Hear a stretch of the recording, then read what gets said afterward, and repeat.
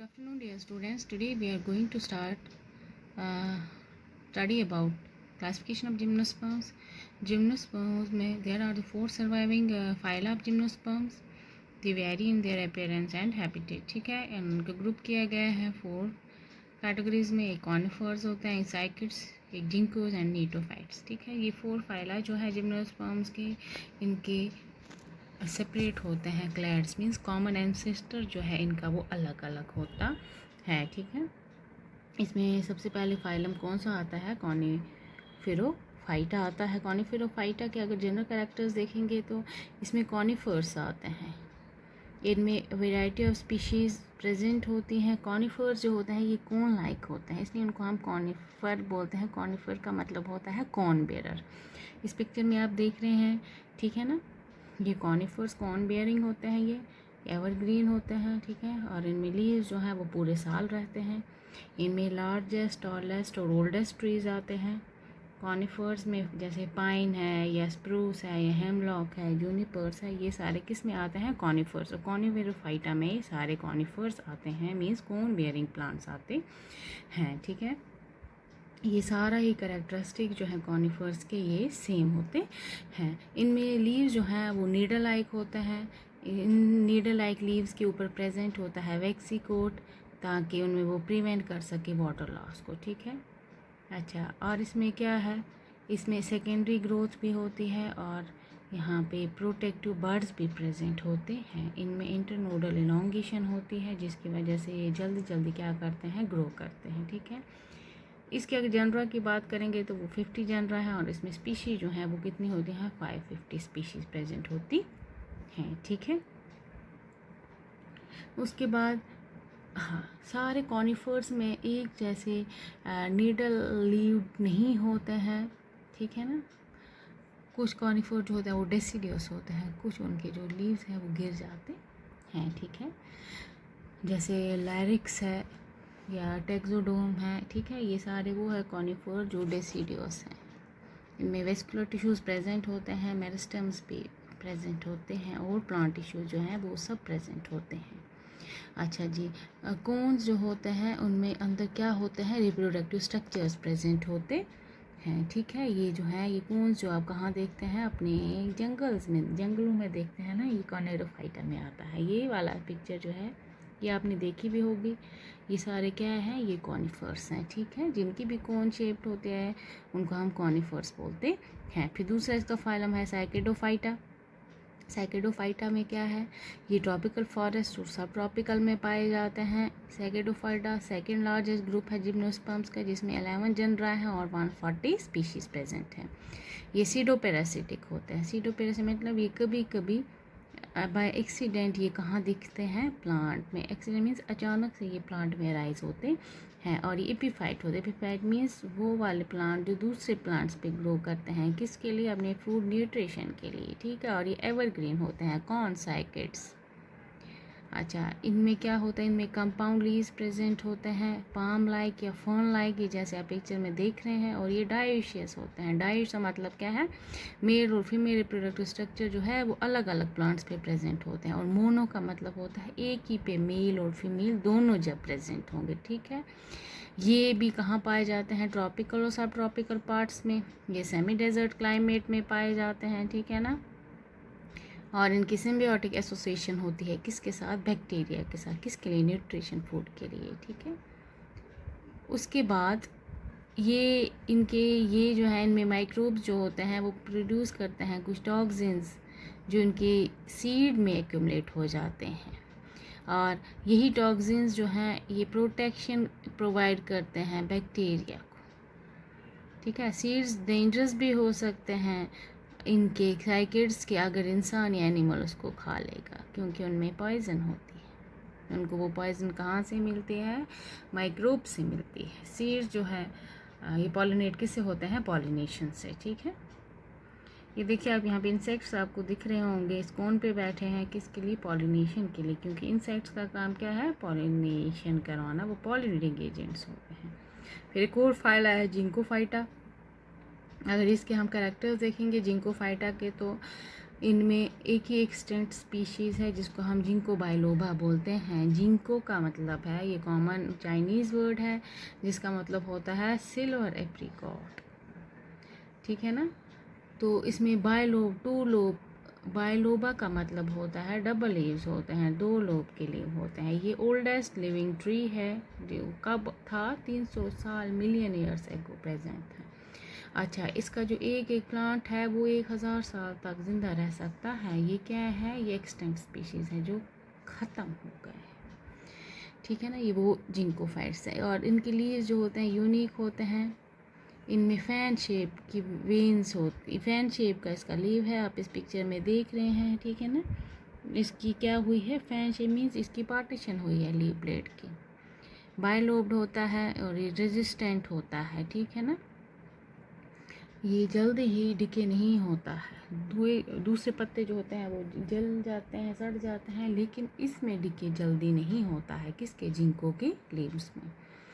अगर जिंको फाइटेका के हम सीड्स देखेंगे तो इसमें फ्लैशी कोट होता है, लेकिन वो ट्रू फ्रूट की तरह नहीं होते हैं। ये अट्रैक्टिव होता है, आप देख रहे हैं इनके सीड्स यहाँ पे दिख रहे हैं आपको, ये अट्रैक्टिव होते हैं, मगर इसमें इनके सीड्स में ब्यूटेनोइक एसिड होता है और उनकी अगर आप उसको खोलेंगे तो उसमें से कुछ बैड जैसा, गंदी जैसी स्मेल आती है, ठीक है। और जिंको जो होते हैं डाइशियस होते हैं, means male and female productive structures अलग अलग प्लांट्स पे प्रेजेंट होते हैं। ये फ्रूट नहीं है, ये सीड्स हैं जो आपको यहाँ पे नज़र आ रहे हैं, ठीक है।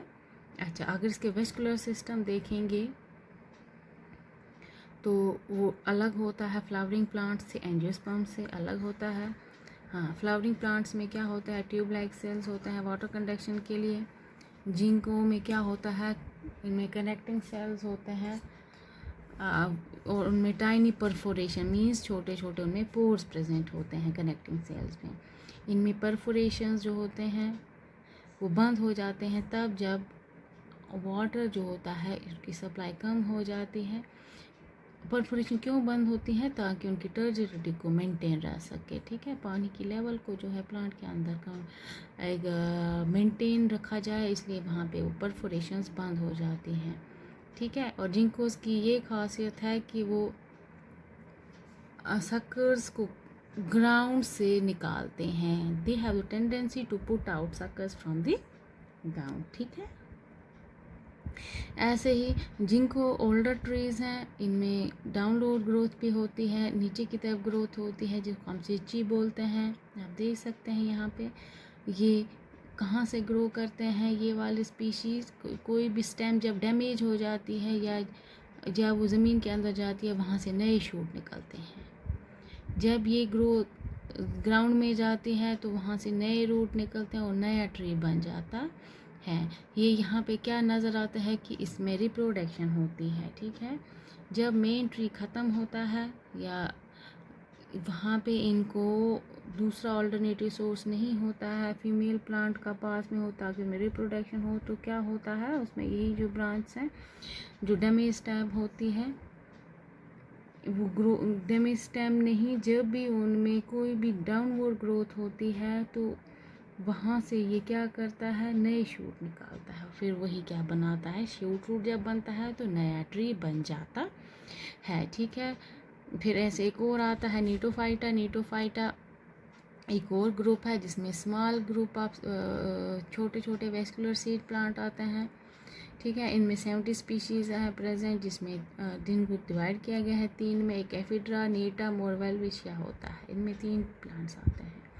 हाँ, इनमें ज़्यादा फीचर जो है वो एंजियोस्पर्म से रिजेंबल करते हैं। जैसे वेलविशिया और नीटम की अगर हम बात करेंगे तो वो किस जैसे हैं, वो फ्लावरिंग प्लांट जैसे मिलते हैं। उनमें ऑर्चिगोनिया नहीं होता है, ठीक है। कुछ स्पीशीज़ हैं एफिड्रा के और नीटम के जिसमें डबल फर्टिलाइजेशन होती है, इसलिए किसे रिजेंबल करते हैं, एंजियोस्पर्म से, ठीक है। तो नीटोफाइटा जो है इसमें नीटम आता है स्पीशीज़।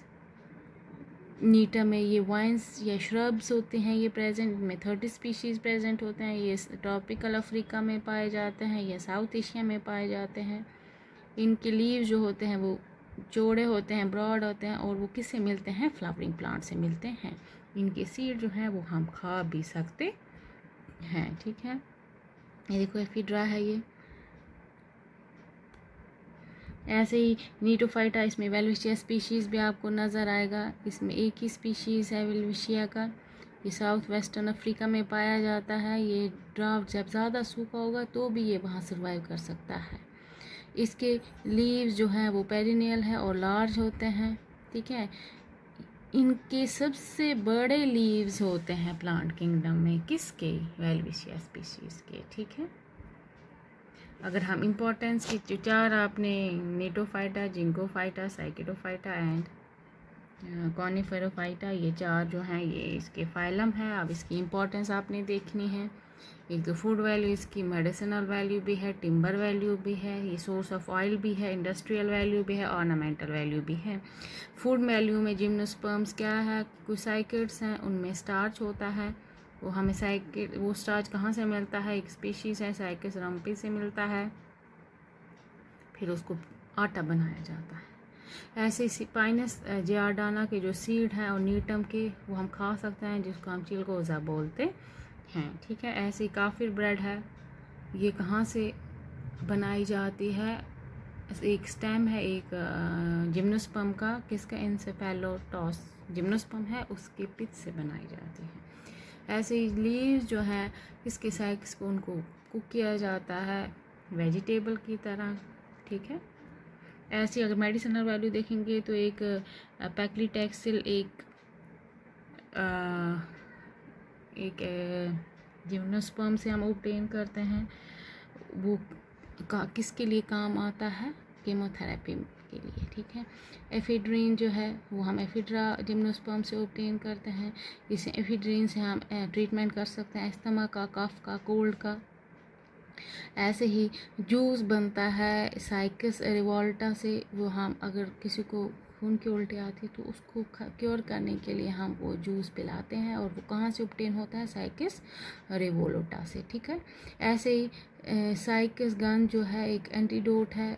हाँ, जब भी किसी को कोई इंसेक्ट काटता है, स्नेक काटता है, तो वो लगाया जाता है, ठीक है। इससे हम अल्सर्स को भी ठीक करते हैं, ये साइकस से हम ऑब्टेन करते हैं, ठीक है।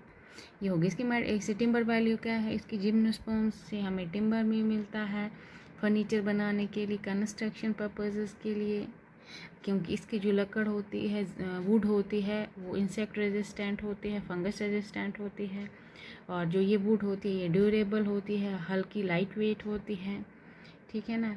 और एक स्पीशीज़ है जिम्नोस्पर्म्स का जिसको हम एगैथिस ऑस्ट्रेलिस बोलते हैं, ये वो स्पीशीज़ है सबसे बड़ी है जो ज़्यादा हमें टिम्बर देती है। ऐसे प्लाईवुड या सेंटेड वुड जो आप यूज़ करते हैं वो कहाँ से ऑब्टेन होती है? जिम्नोस्पर्म से ऑब्टेन होती है। ऐसे ऑयल का भी ये सोर्स है जिम्नोस्पर्म्स। हम खाते हैं एक तेल जो हमें कहाँ से मिलता है? साइकस रिवोल्टा से मिलता है। ऐसे ही रेड सीडर एक वुड ऑयल होता है, वो हमें कहाँ से मिलता है? जिम्नोस्पर्म से मिलता है। हाँ, हम यही ऑयल जो है जिम्नोस्पर्म से ऑब्टेन करते हैं, किसके लिए? डिओड्रेंट और सोप बनाने के लिए। ऐसे इंडस्ट्रियल वैल्यू भी है इसकी। टैनिन हम कहाँ से एक्सट्रैक्ट करते हैं? पाइनस के बाग से और सूकिया के बाग से, वो लेदर इंडस्ट्री में यूज़ किया जाता है लेदर बनाने के लिए। ऐसे न्यूज़पेपर्स है या राइटिंग पेपर्स है या प्रिंटिंग पेपर्स हैं, ये सारे बनाए जाते हैं किससे?